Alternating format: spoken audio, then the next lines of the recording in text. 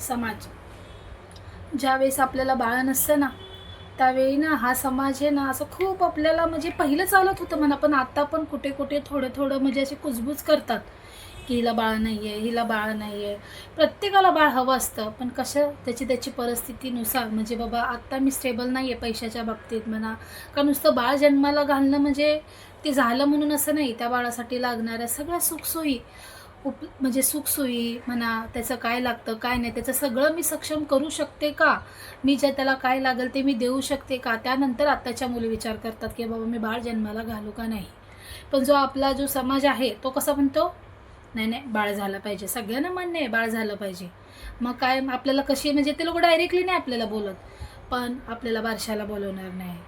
बारसं झालं तर म्हणा कुणाचा समजा बड्डे असेल मुलांचा वगैरे, मग त्या बड्डेला आपल्याला बोलवणार नाही आहेत. हे चुकीचं आहे ना, असं करू नका ना कोणासोबत.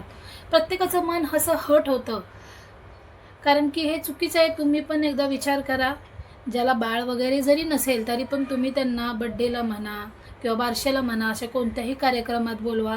हे माझ्यासोबत असं झालेलं आहे, माझं मला माहिती, पण म्हटलं एकदा तुम्हाला शेअर करू. बघा पटलं तर घ्या, पण मी असं कधी करणार नाही आणि माझ्याकडून असं कधीही होणार नाही आहे.